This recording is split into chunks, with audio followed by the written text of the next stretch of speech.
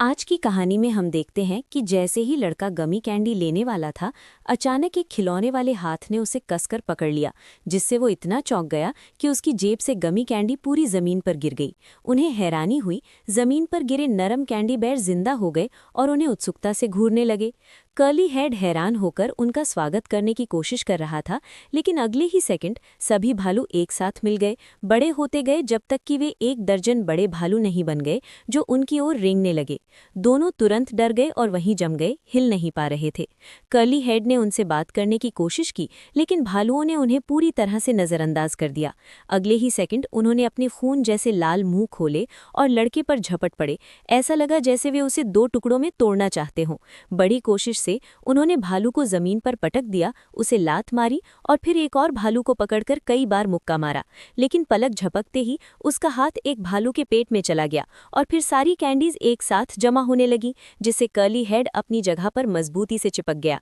तभी सिपाही ने ऊपर देखा और देखा कि एक खतरनाक दिखने वाला हरा भालू उसके सिर पर कूदा और तुरंत उस पर एक हरी टोपी फेंक दी। लड़का चौंक गया और उसने अपनी मैजिक बुक गिरा दी।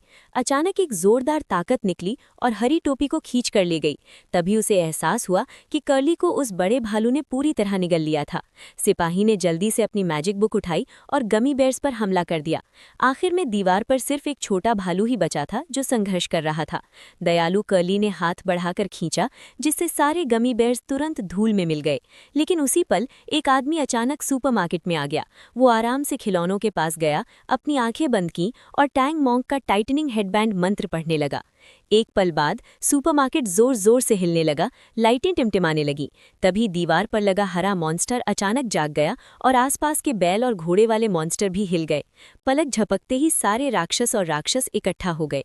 अचानक किंग कॉन्ग जोर से दहाड़ते हुए और अपनी मसल्स दिखाकर स्पॉटलाइट चुराते हुए आगे की ओर कूदा। फिर वो सिर के बल छत से टकराया। तेज आवाज कैशियर तक पहुंची। वो ये देखने के लिए दौड़ा कि क्या हुआ है, लेकिन वहीं जम गया, इतना डरा हुआ कि हिल भी नहीं सका। होश में रहने वाले कठपुतलियों का एक ग्रुप उसका इंतजार कर रहा था ताकि वो एक वायरल वीडियो बना सके। तभी कठपुतलियों में से एक ने अपने साथी को आंख मारी और मेडिटेरेनियन मास्क वाला कैशियर के सिर पर कूद गया। कैशियर तुरंत घुटनों के बल बैठ गया और रहम की भीख मांगने लगा, लेकिन अगले ही पल कठपुतली ने अपने मास्टरपीस की तारीफ करते हुए चौड़ी मुस्कान के साथ अपनी मॉन्स्टर आर्मी के साथ सुपरमार्केट से बाहर निकल गया। फिर वो आराम से लेईफेंग पगोडा के नीचे गया, सिर कसने के मंत्र की प्रैक्टिस करने लगा ताकि सफेद सांप को आजाद कर सके।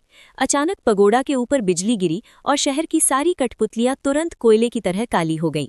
बौना अजीब तरह से मुस्कुराया और बिना सिर वाला घुड़सवार जोश में अपने सफेद घोड़े पर सवार होकर फुटपाथों पर बेतहाशा दौड़ा, जिससे पूरा शहर अफरा तफरी में डूब गया। राक्षसों ने बिना किसी रोक टोक के तबाही मचाई। उन्हें काबू में करने वाली सिर्फ पुरानी किताब थी। डरे हुए बच्चे अपनी माँ को पुकारने लगे, उन्हें आने वाली मुसीबत का अंदाजा हो गया था। डा फैंग फैंग को राक्षसों ने पहले ही पकड़ लिया था और मकड़ी के जालों में एक पेड़ से बांध दिया था। जैसे ही तीनों बच्चों ने अपनी माँ को बचाने की कोशिश की, राक्षसों का एक झुंड अचानक उन पर टूट पड़ा। ब्लैक विडो ने उन्हें जोर से लात मारी, डराकर भागने की कोशिश की, लेकिन इसका कोई असर नहीं हुआ। निडर जिंगमई किताब लेकर आगे बढ़ी और राक्षसों को खत्म करने के लिए जोरदार हमला किया, लेकिन तभी अचानक एक भूत आया और किताब छीन ली। किताब के बिना जिंगमई राक्षसों के सामने बेबस थी और बस बेबस होकर देख सकती थी कि उसकी माँ को कैसे ले जाया जा रहा है। जल्दी ही दा फैंग फैंग को लेईफेंग पगोडा में कैद कर दिया गया। पता चला कि गुड़िया को औरत नहीं बल्कि बहुत ताकतवर पुरानी किताब चाहिए थी। दा फैंग फैंग तो बस उसका बैकअप प्लान था। तभी राक्षसों की एक बड़ी लहर उन तीनों को घेर लिया। वे इतने डर गए थे कि वे वहीं जम गए, डर के मारे आवाज भी नहीं कर पा रहे थे।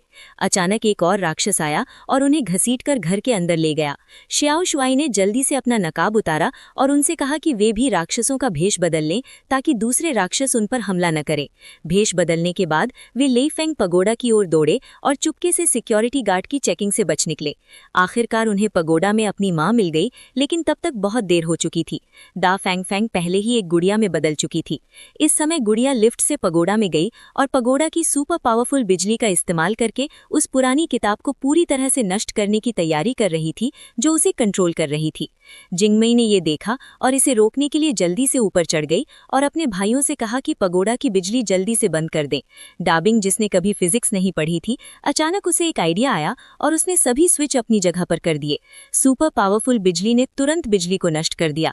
इस समय जिंगमई आखिरकार ऊपर चढ़ गई और तेजी से कठपुतली को मार गिराया, फिर जल्दी से जमीन पर गिरी हुई हेवनली बुक उठा ली। हालांकि क्योंकि कठपुतली को श्राप मिला था, वो कितनी भी कोशिश करने पर किताब नहीं खोल सका। ब्लैक विडो उसकी मदद करने आई, लेकिन जिंगमई शांत रही। उसने पहले से तैयार एक हेवनली बुक निकाली और उसे जमीन पर फेंक दिया। बेवकूफ कठपुतली ने खुशी खुशी उसे उठा लिया, लेकिन जैसे ही वो जीत का एहसास कर रहा था, एक पावरफुल वोल्टेज के असर में वो धीरे धीरे अपने असली रूप में वापस आ गई। तभी जिंगमई असली पुरानी स्वर्गीय किताब को फिर से खोल सका, अंदर के सभी राक्षसों को काबू में कर सका और शहर अपनी पुरानी शांति में लौट आया। डर हमेशा बुरी चीज नहीं होती। ये उन लोगों को खोने का डर है जिनकी हम सबसे ज्यादा परवाह करते हैं, या उन सपनों का डर जो कभी पूरे नहीं होंगे। और जब आपको काफी डर लगता है, भले ही आप डरे हुए हों, तो आप पहला कदम उठाने की हिम्मत पालेंगे।